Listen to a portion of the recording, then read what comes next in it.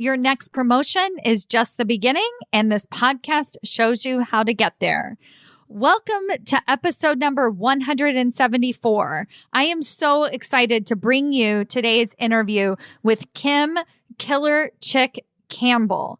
Kim is the author of Flying in the Face of Fear, a fighter pilot's lessons on leading with courage. And she is an absolutely total corporate badass. You know, like when you hear someone speak and you're like, what? You did what? And her story is so remarkable, so incredible. But now she has turned that story into leadership lessons that you can listen to and you can begin to implement. Kim is an Air Force colonel who served in the Air Force for over 24 years. She's flown 1,800 hours in the A-10 Warthog, including more than 100 combat missions. This entire episode is riveting from beginning to end, so I just want to get started. Let's go. Welcome to Women Changing Leadership. I am your host, Stacy Mayer, and I teach you how to get promoted, get paid, and bring your whole self to the leadership table. I am on a mission to change organizations from the C-suite out because women are the new face of leadership, and we are doing it on our terms. Hello, everyone. Welcome to another episode of Women Changing Leadership. I am so excited to be here with you again this week. I have an incredible guest with me. She is such an honor to have on the podcast and here with us on Women's History Month and as we're celebrating the launch of her new book. And I am just absolutely thrilled. But one of the things I want to share with you before we get into this interview is how I actually came across her. So I'll just share with you her name and then I'll give you a more formal bio here in a minute. But her name is Kim Campbell. And I got really excited because I was like, whoa, she is really badass. And I started to look at her. Her initials are KC, which means killer chick. And we might go into that a little bit today, but I could just tell instantly that I was fascinated by her and watched all her videos and was looking at her book and everything and just really thinking about having her on my podcast. And then I share my enthusiasm and excitement with my husband. And he was like, wait, she was an A-10 pilot in the Air Force. And I was like, yes. And he's like, I know exactly who she is. Then he got very excited and he starts texting his friends and telling them that she's going to be on my podcast. The real reason why I'm sharing this with you is because I really admire the fact that she's like my first, what I would call crossover episode, in that it is going to appeal to all of the women who are looking to change their leadership table, all of you, my loyal listeners every single week. And then of course, all of the men as well, who just look up to Kim and her overcoming in the face of fear and everything that she's been through and grown in her career with is equal admiration. And I think that is no small feat as a woman in leadership. You know that. And so it's just such a pleasure and honor to have her on here today. Thank you, Kim. I know that was long-winded. Well, let me give her more formal bio so that everybody knows who she is and some of her backstory. And then I'll also encourage all of you to go out and buy her book, which is called Flying in the Face of Fear, a fighter pilot's lessons on leading with courage. And the book officially comes out tomorrow, but by the time this podcast comes out, it'll be available on all channels. And I just definitely go out and get that. I have been reading through it and it's just so inspiring. Kim Casey Campbell is a retired Air Force colonel who served in the Air Force for over 24 years as a fighter pilot and senior military leader. Her final assignment was as the director of the Center for Character and Leadership Development at the United States Air Force Academy. As a senior military leader, Kim led thousands of airmen, both at home and abroad, in deployed locations and enabled them to succeed in their missions. She has experience leading complex organizations and driving cultural change. Kim has flown 1,800 hours in the A-10 Warthog, hence why my husband is so excited to actually meet her. He's very jealous right now. And including more than 100 combat missions protecting troops on the ground in both Iraq and Afghanistan. In 2003, Kim was awarded the Distinguished Flying Cross for heroism after successfully recovering her battle-damaged airplane after an intense close air support mission in Baghdad. Fascinating story. Hopefully, she'll share some of that today. And since retiring from the Air Force, Kim has shared her inspirational story and lessons on leading with courage with business and corporate audiences as an executive coach and keynote speaker. Kim and her husband, Scott, live in Colorado with their 2 sons. Thank you, Kim. Thank you so much for having me. So let's just start out with the question I ask all of the leaders on my podcast, which is, what are some of the secrets to your success? I love that question. I don't know if it's much of a secret though anymore because it's now in the title of my book. But to me, it's all about leading with courage and acting with courage. And that doesn't mean like we have to be brave all the time, right? That we have to be courageous all the time. What it means is that we can feel fear and anxiety and stress and worry, but we step up and do it anyway, right? We take action in the face of fear. We have the courage to respond even when we're scared, right? When we're feeling that fear of not meeting expectations, fear of not being good enough, fear of change, fear of the unknown, right? All of those things can be this daunting and stressful feeling, but it is all about what we do in that moment that truly matters. Yeah, there are so many great stories in the beginning of your book just about your childhood and how there's a really wonderful story about running with only one shoe, that you lost a shoe in the cross-country race and that you kept going. And so it sounds like even, you used your courage and perseverance to keep going, but also others kind of saw you as that type of person. I also remember as part of that story, there was like this, oh yeah, that's probably Kim's shoe. In so many instances, I didn't really know what I was capable of doing, right? And occasionally I surprised myself in these situations. It was this desire to excel, to not lose on this cross-country race that, when the starting gun sounded and someone stepped on the back of my shoe, I was like, well, if I turn around, then I'll for sure be last. And so I just decided, well, I'll just keep going. And so I feel like that's a little bit of my life. Like I face these roadblocks and it's like, well, I'll just keep going. It's that perseverance and keep going, but it hasn't been an easy road. And I honestly don't think I didn't always come up with that on my own, right? I've had people around me who have been incredibly supportive, who have pushed me and encouraged me when I face those obstacles to keep going, which is really critical, right? That we do that for people when they're in those like really down moments, is that we have the ability to step in and encourage them, support them, but also challenge them a little bit too. Yeah. So to kick off this episode on a high note, I really want to hear your story over Baghdad. And I know that as part of that, you had, and I'm not going to paraphrase because your telling of the story is much greater than mine, but you had an option to crash or keep going. And I think that you talk about advice and the advice that we're given. And especially as women, I tell the women that I work with all the time, like people really want to take care of us. And so no, I guess we wouldn't think of crash as being the taking care of option, but I think in your case, it really was. It was like, give up, surrender, you'll be okay. Just don't push so hard. It's okay. Right. And I think as women, it's a challenge to kind of keep going, to stay true to what we know we can accomplish and to keep moving forward. And that feels so courageous to me in your story. And I'd love to hear if you don't mind sharing a little bit of it so that we can all be inspired. Yeah, absolutely. I mean, this was such a defining moment in my life for so many reasons. I think, again, it wasn't like I never imagined being in this scenario. I didn't even know that I was capable of doing something like this, but this dates back to, it is almost 20 years ago now, in 2003 as part of Operation Iraqi Freedom. And I was an A-10 pilot. Our primary mission is to support troops on the ground. And that day, our tasking was to fly up to Baghdad. We would air refuel and then just wait for a call if somebody on the ground needed help. We weren't there very long, and we got a really quick call on the radio, frantic call from a ground controller saying they were taking fire. They needed immediate assistance. It was one of those moments where like the hair on the back of my neck stood up and my adrenaline was pumping because I knew that lives were on the line and that what I did was going to make a difference.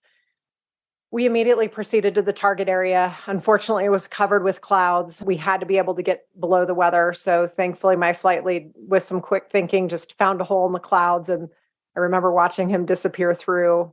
And then it was my turn, and I just found a hole in the clouds and dove down through the weather. But what I found when I got down below the weather was eye-opening, to say the least. I mean, I could see this firefight happening. There were bright flashes and smoke and tracers going back and forth across the river. And, it's that second of like, this is very surreal. This is what we train for. This is what we plan for. And then at the same time, you're thinking, I don't want to let these troops on the ground down. And that's like a half second of thinking. And then we know we have to get in there quickly. So we did a couple passes on the enemy location.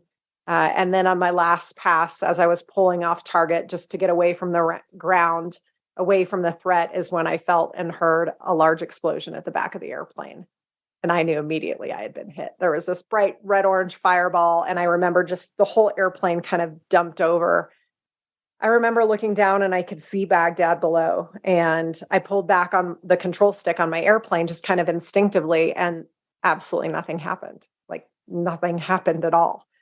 And I remember looking and seeing that ground getting closer, and that feeling of, I might have to eject, and this will not go well. And my training kicked in. I just very quickly tried to analyze what was going on and found out that my hydraulics, which is what allows us to fly the airplane, were completely depleted. I remember at this point kind of looking down at those ejection handles and, having this thought that this is like the last thing I want to do. So I know that my other option is engaging our backup emergency system and hoping that it works. Thankfully, I flipped that switch and the jet just slowly started to climb up and away from Baghdad. And that was really the first moment when I really felt like I could potentially survive this situation. Because prior to that, I didn't really know. I didn't know what was going to happen. And very thankful that the jet started climbing up and away from Baghdad.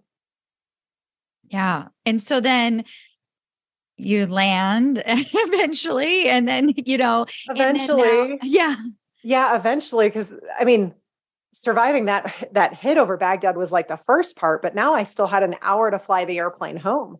And now I had to make another decision of like, do I get back and eject, right? This thought of, well, that is maybe the safe answer, which doesn't really feel that safe. Right. That's what I was saying. I was like, I think it's the safe answer. I could eject or I could land the airplane. And I did a lot of thinking. I did a lot of evaluating. I thought through all the pros and cons. I had a lot of conversations with my flight lead who was there with me. And I remember this moment where I thought he might tell me what to do, right? He's the flight lead. I'm the wingman. And he says, Casey, you need to start thinking about your decision. Are you going to land or jump out? And I kind of like paused, like this deep breath. And he said, Casey, I'll have your back no matter what. It's your decision. You're flying a single seat fighter. The decision is yours, which was incredibly empowering, right? That he had the confidence in me as a pilot to make that decision. But it was also like slightly terrifying now that it's my decision. And, this could be the difference between life or death.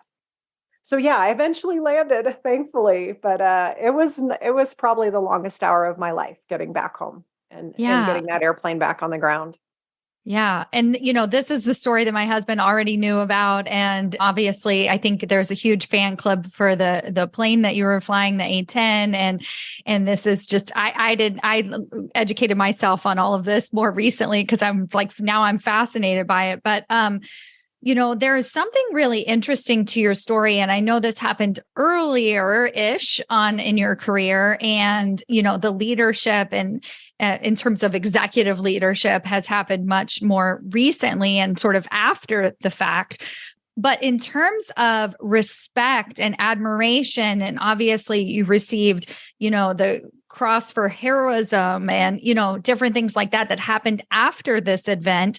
Did you notice that a different level of respect sort of, and I guess I'm focusing a little bit on being a woman in the military before and after, because I can't imagine that the challenges of being a woman in the military, and even in your book, you talk about the application process, right? You're already like steps below other people, and how you have to prove yourself. And then now you prove yourself does anything change before and after? I think it definitely did. I mean, when I walked into my fighter squadron on day one, I was one of 33 women that were fighter pilots in the entire Air Force out of about 3,500. So we're talking less than 1%. And I knew I would have to prove myself, right? And I personally put a lot of pressure on myself. These are my words, but I didn't want to ruin it for all the women that followed me. I felt like if I made a mistake or if I failed in some way that I would just ruin it for anybody that came after me. And that's pressure that I put on myself. Like that's not nobody said that to me. That's just what I was thinking walking in. But what I realized is like every young wingman in a squadron, right? Let's get rid of the military application here. Any new person in an organization, there's a little bit of you have to prove yourself. People want to see what you can do. And so I realized in that moment, like, I'm just going to work hard. I'm going to study my butt off. I'm going to do everything I can to just be really credible in this airplane. And I did. I gained respect as I proved myself in the airplane, and everyone realized that there wasn't a whole lot of difference other than maybe I sounded different on the radio. But then very quickly we go to combat. And, landing this airplane in this backup emergency system called manual reversion had only been done 3 times before during Desert Storm. And sadly, we lost a pilot and 2 airplanes when it happened previously. So this was really not something that had happened very much before. So the fact that I landed the airplane, yes, I gained a lot of credibility because I had done something that people thought wasn't really possible. That wasn't my intent. My intent was just to survive. But I realized after that, it was like this sudden gain of credibility of like, and I think in general for women, it was like this, let's get over it, right? We can fly the airplane just the same. Like the jet doesn't know the difference. So yeah, I mean, I guess in many ways, I'm lucky that it happened early in my career because it really set the stage for the rest of my career. Yeah. So then what happens? What happens next? How do you become even more respected? Like, do you feel like you took on even more of a leadership role after that? It sounds like you already had the desire to lift other people up before this, but now I could see it taking full force. Yeah. And very quickly from a flying perspective, I mean, I was just a wingman at the time. So I got upgraded to what we call flight lead. So I could lead the formations. I ended up doing that in combat. I became an instructor in the airplane. And then it really progressed from there and got the opportunity to lead a squadron, which is about 150 people. That was really my very first leadership opportunity. From there, went on to lead a group, which was about 1,000 people.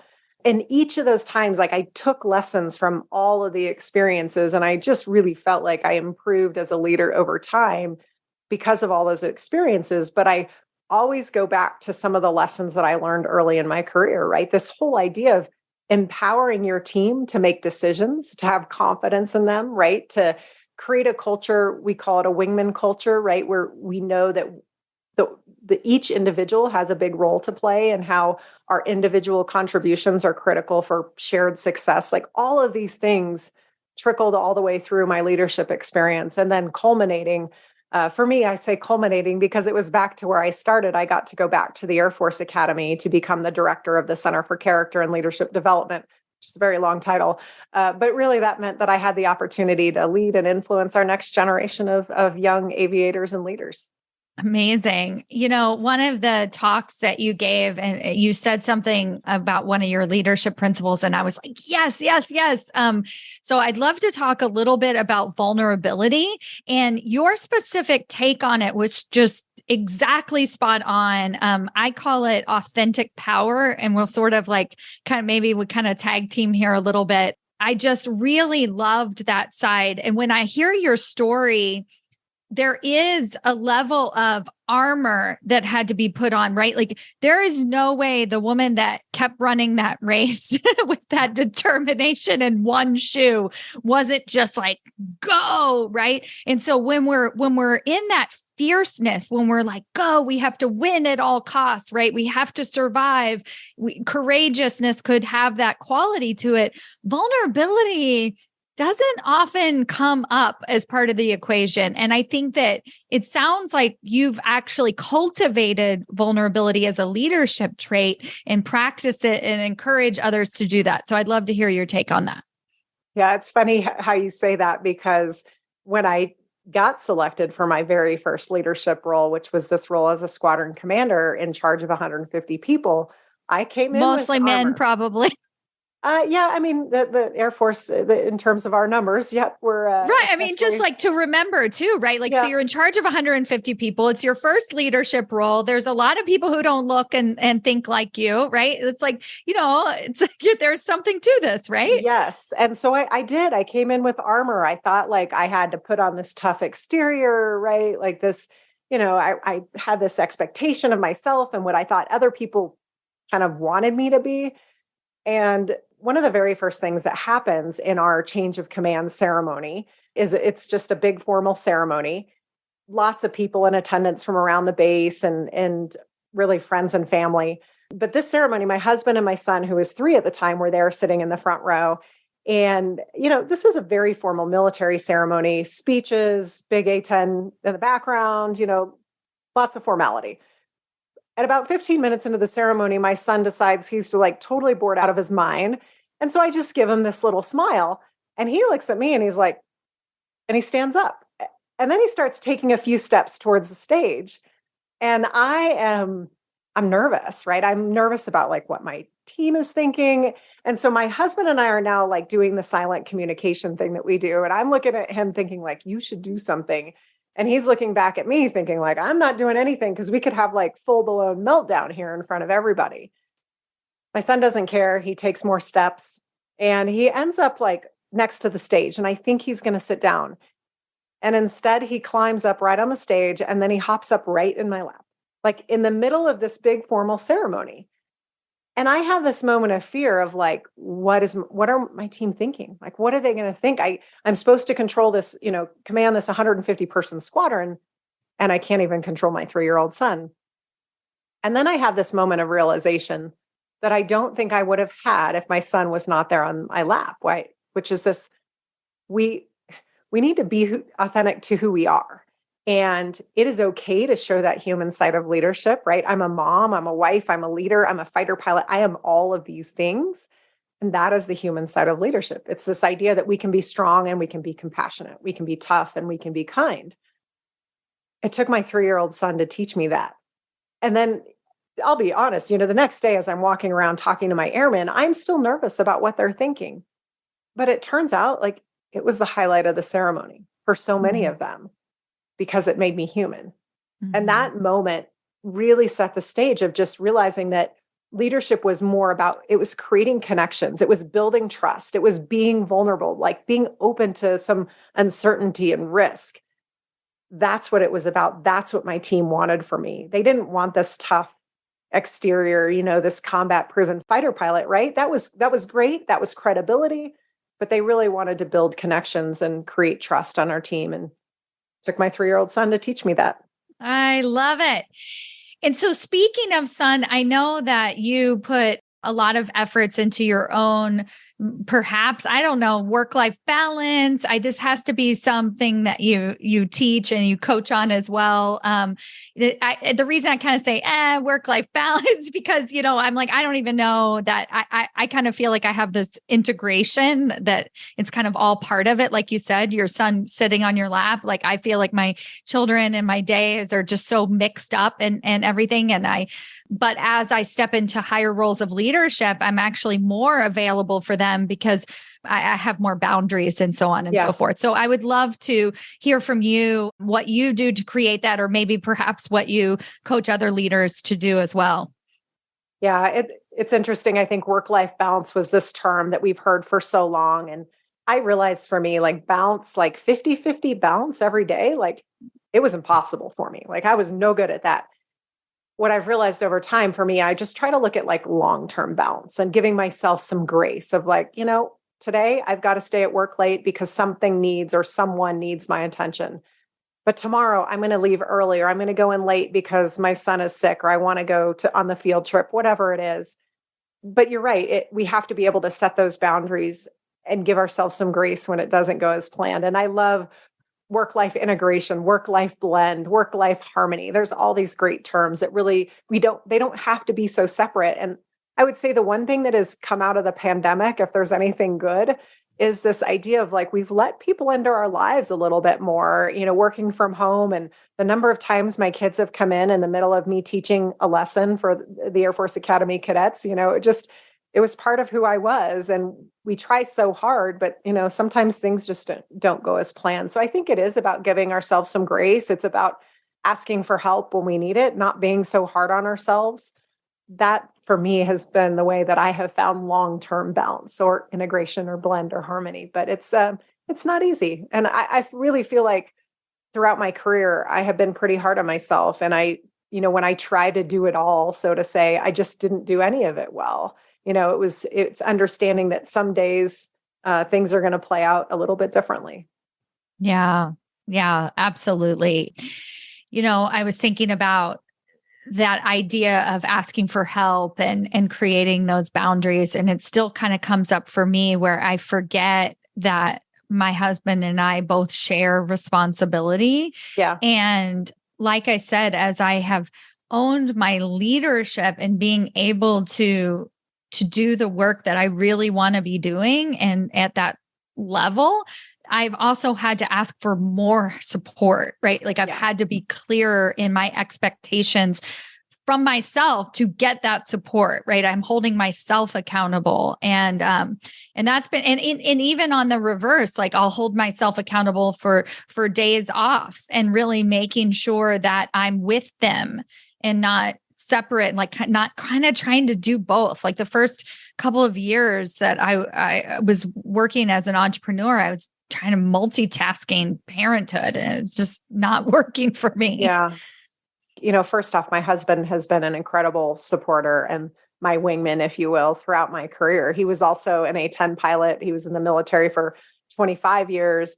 And, we've figured out we would each just kind of pick each other's slack up, and try to take the burden off where we could. But I think as I've progressed in my career, as I've become more comfortable in myself about setting those boundaries and then asking, sometimes I didn't even know what help I needed. So when someone said, "Hey, we're here," it was like, my husband deployed for a year to Afghanistan and I was at home by myself with the two kids trying to work a full-time job in the Air Force. And it was a struggle. And I just realized all these people around me were like, "Hey, Kim, we're happy to help." They wanted to hear what I needed. And I just finally realized, I was like, you know what? I could use some dinners. I could use help with the kids so I can go do something else. I learned to ask for help and not feel guilty about it. Right. Yeah. Sometimes we put so much guilt, like we shouldn't ask for help. And that's just crazy. But it's taken me a long time to learn. And honestly, we still are. I'm still learning it. Yeah. You're on the 20-year anniversary, right? Of everything Crazy. changing in your life. But you're only now writing the book. So I know you've had tons of interviews, 60 Minutes interview, all kinds of different things that have happened for you since then. Why write the book now? That's a great question, because I think back to right after this event, I was asked to write a book about it. And I talked to them about it. And, there was this discussion of book tours and all of these things. And I thought, wait a second, I'm just a pilot. I'm just a pilot. I don't even have time for all of this.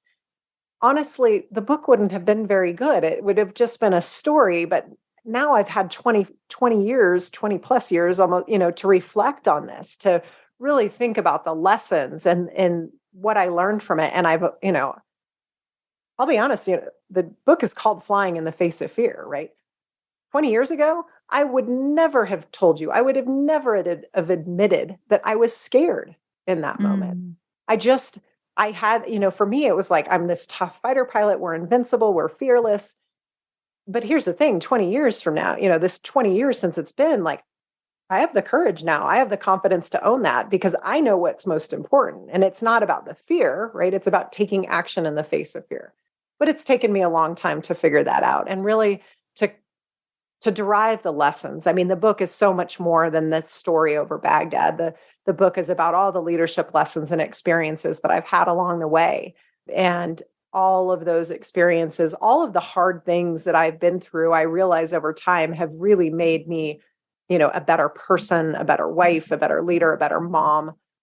All of those experiences really have made me who I am today. Right. And the embrace of that, there must have been a part of your Air Force training, I'm sure, I'm just assuming, where you learned how to land maybe with a blown up engine or something like that, right? Like, so it's sort of like expecting problems to happen, expecting things to go wrong, and then learning ahead of time how you can overcome those challenges, right? I just assume, but I think it's probably going to be part of it. It's a great assumption because it's true. And it for me, that is what I realized over time is that when I started feeling that fear or nervousness or worry, I would go back to some of those early lessons that I learned about preparing, right? Putting in the work to prepare and do the work. And then for us, we practice. We practice by, it's called chair flying. It's really just a visualization technique. But in chair flying, we sit down in a chair and then we visualize critical steps as if we're in the cockpit. But that allowed me to think through and really practice and talk through all of what I would do in the airplane. And then we would do this one final step, which was plan for contingencies, right? All those things that could go wrong. We would talk about them. We would brief them. We would practice them. We would rehearse them. And then it was kind of like, all right, I know what to do in the worst case scenario. And then I got to let it go. I can't sit and worry about all the terrible things that can happen because that's just not really a safe place. But if I've thought about it, I've talked about it, I know what I will do, then in that moment when those things happen, I'm better prepared. So that whole concept of preparation and practicing and then planning for contingencies, for me, that is how I was able to overcome fear. That's how I could take action even in the face of fear, was by doing all of that. I was just thinking about some of I have had some military leaders come into my programs and talk about the transition. Like they might be an executive in the military and then they'll go into the corporate world and they might work for military based companies like Lockheed Martin or whatever. And like, so that there is this understanding of the military, but they're like, it's just such a different world. And as you were talking though, I mean, I guess this must come up all the time. You're like, isn't that the best possible training that you could get as a leader? But when I look at leadership in general, we're so afraid to talk about problems and obstacles and plan for them, even though that's what's happening every single day are these major crises. And we're not willing to bring it up for fear of being seen as weak or not proving ourselves. And it's just insane. And what you were just talking about, I was like, that is an incredible leadership practice. Like that is just so important. Yeah, I think there are so many of lessons and things that we do in the military, in the fighter squadron that I think can translate. But sometimes it's not just an easy, direct translation, right? But one of the things that we do that I absolutely have loved, and I have used it in my own personal life as well, and professional life outside the military, is what we call a fighter pilot debrief, which is where after we fly every mission, we sit down and we talk about it, right? We talk about our objectives. We talk about where we met them, where we might have failed. We talk about the things that we did well. We don't spend a lot of time there. We probably should spend more so that we can do them again on the next mission. But we really drill down into the mistakes that we made, identifying like what was the root cause, what were the lessons learned, and then what will we do differently the next time? We do that in an environment where there's trust, where we can provide that feedback without that blame or shame that you're talking about. That has been critical to allow us to improve, right? To reach those high levels of performance. Could that work in a civilian organization? Yes, with the right environment. And so I think that's really all of it. There's so many things that can translate, and there's so many good lessons. But we first have to create that environment of trust, right? Where people feel safe to be vulnerable. It's the psychological safety that we're talking about now, that where people can admit mistakes, provide feedback, have those hard discussions. So I think it is about kind of creating that environment first. And building. Do you think women have, I don't know, as you're talking, I could see women leading this change, right? Because there is something about it where we're already a little bit different, right? And the more that kind of goes to the piece that I was talking about, which was like authentic power, which is this more that we can embrace that we do things slightly differently and that we have a different set of experience. And each of us as individuals, but I think women in particular are so used to kind of pushing that envelope that if we just like go for it and we're like, there's actually this skill that I have spent 20 years mastering over here that I would like to bring into our team. I mean, that just seems profound. Like, I feel like it could be such an opening in terms of, the ability for women to change leadership and to really have that voice. Yeah, because it is a leap of faith, right? And it is on the leader to start. It is on the leader to create that environment where people feel safe to have those conversations. And it is going to start with the leader, because we need to set the example so that people know that if they raise their hand and say, I made a mistake, or this mistake happened, that they're not going to be like punished for it. They're not going to be, and granted, we're talking different levels of mistakes here. So let's get that part straight. But that they are going to be in a place where the whole point is to learn from them, to grow, that it's an opportunity to improve. And then, the next step of all this is that then you share it. It goes out to not just our little team, but the broader team, so that everybody can learn from the experience. Yeah. And just normalizing that's part of what we're going to do here. It's all about normalizing those mistakes. And then in terms of being a woman in leadership, like, why do you personally feel motivated to have that voice at the table? Well, I think, you need the diversity at the table. You need all of the voices. You need the different perspectives. I mean, otherwise everybody just sounds like you and talks like you. And there's you kind of want someone to push back a little bit here and there. You want a different perspective. We've seen that across the board, that people provide different ideas. It's why I am all about not just having leadership provide input into a discussion or big decisions. Ask the lower levels of an organization too. I mean, it's all about getting the different feedback, getting different ideas, because that gives you the different perspective to really ideally make the best possible decision. And then in terms of those 33 other women behind you, watching you, don't fail them. Do you feel any sort of obligation, or what's your passion, going forward? What's next for Kim Campbell? Yeah, it's so funny that you asked that, because we have a group of women support network, really, that are all fighter pilots, past and present. There's a lot more of us now.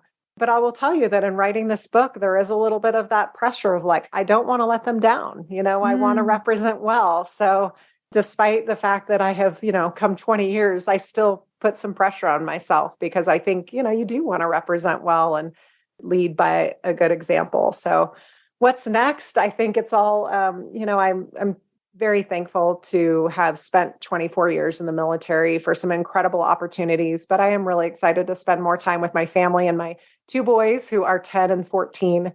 So it is nice to have a little bit more free space on my calendar to spend time with them. But I love, meeting with people and talking with people and having conversations about leadership. So I hope to continue that work as a leadership coach, but also as a keynote speaker. And, it's exciting to see where this book will go.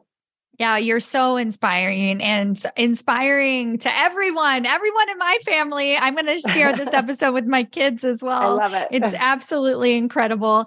Any final words of advice for somebody looking to transition into higher levels of leadership, feeling a little bit stuck, feeling like they can't get ahead, get the recognition that they really feel like they deserve? Anything you'd like to share with them?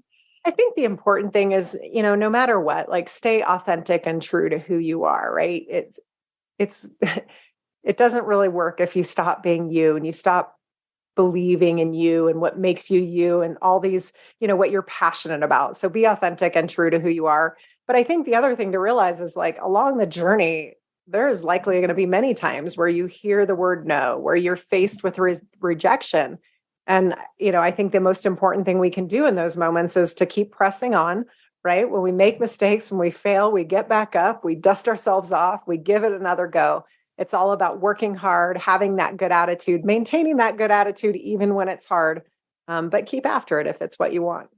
And that's a learned skill.